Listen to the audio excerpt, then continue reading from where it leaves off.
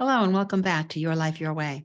Thank you for being here. I'm your host, Kathleen McDermott. And I'm so grateful that you're choosing to listen in. And I hope that you'll continue to come here and be a part of this community. Your Life, Your Way is exactly what I stand for. We spend too much of life being and doing how others think that we should.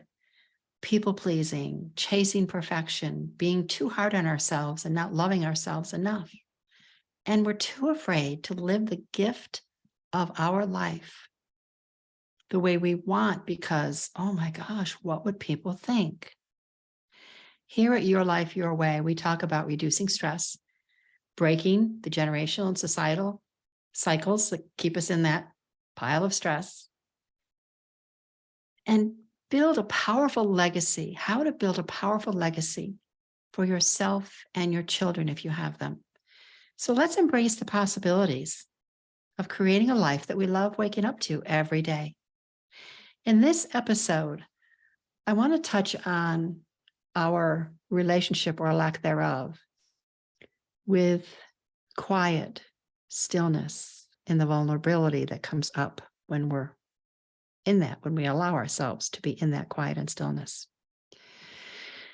As a stress and lifestyle management coach, part of my guidance includes restorative yoga. I also teach adaptive yoga, which we can get into in another episode. In adaptive and yoga, traditional yoga practices, it's still part of the journey, but it's a doing, we're physically doing. In restorative, we're just being.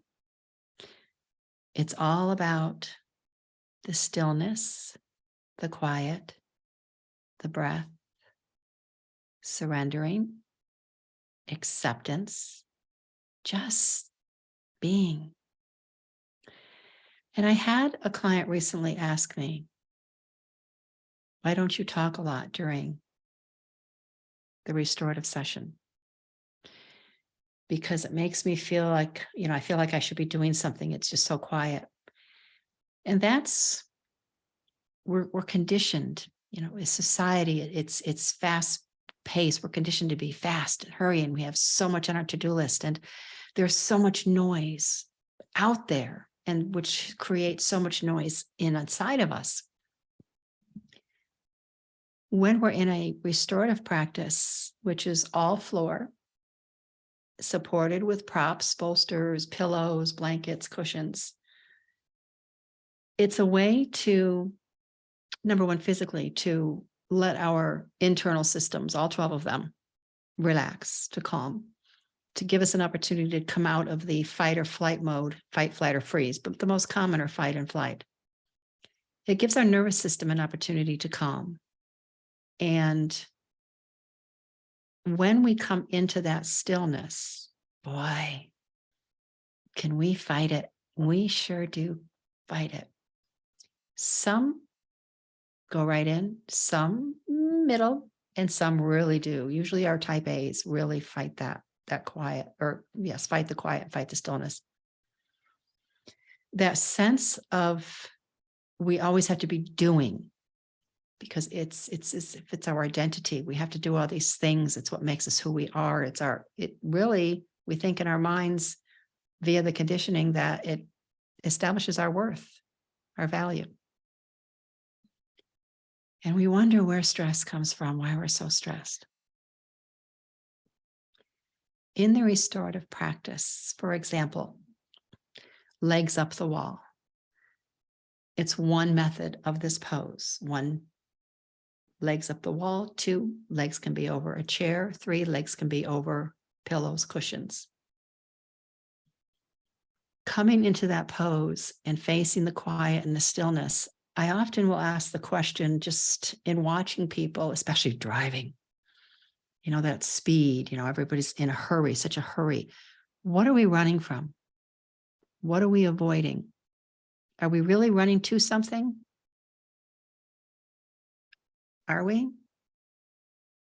Sometimes most of the time, I think that we're really trying to avoid that inside, that internal soul desire to step out of that so-called norm of the way society thinks that we're supposed to conduct our lives, be a part of the system.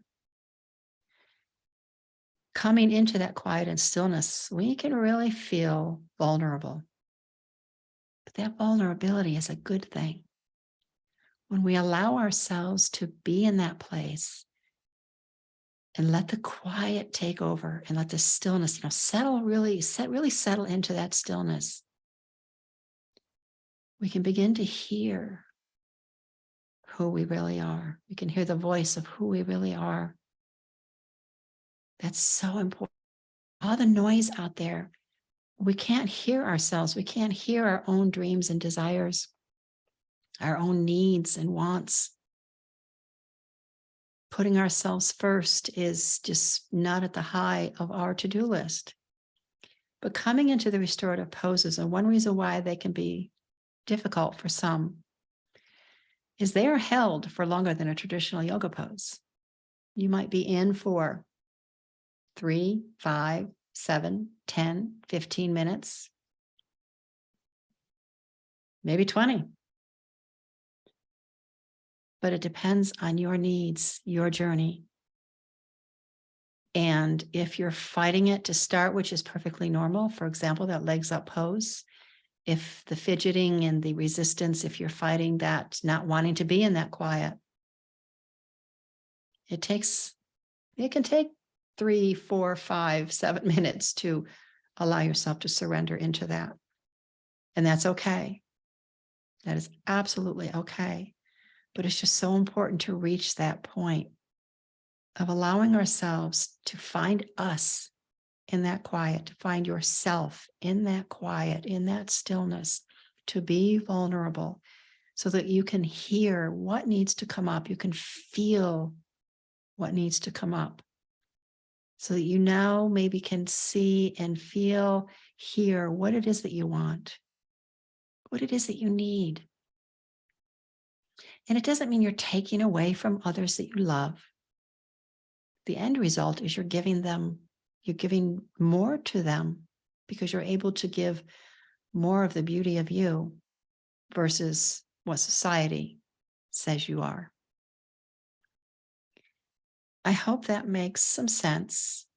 This is a short episode today. I just would like to get you started and thinking about, how do you feel about quiet stillness? Do you fight it? Do you avoid it? Do you feel like you always need to be busy doing something?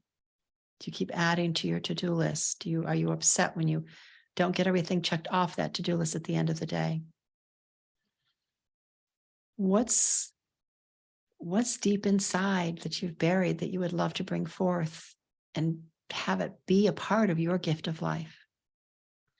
So just think about, if you'd like to reach out and offer your thoughts, if you have any questions, please feel free to email me at kmyourlifeyourway@gmail.com.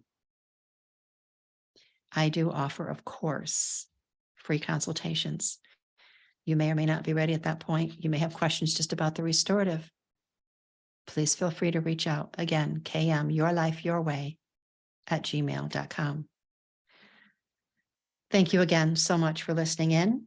I'm so glad you're a part of this community. And please feel free. It really does help me grow Your Life Your Way by offering this podcast for others to listen. So if you have friends, family that you can share with, I would greatly appreciate it. We certainly want to be able to reach out and support as many other women as possible and help them to find their way, whether it's here or somewhere else. But with here, if they can take away thoughts and ideas that will help them on their own journey, that's the very least we can hope for. So again, thank you so much. I appreciate your support. Peace and blessings. Namaste.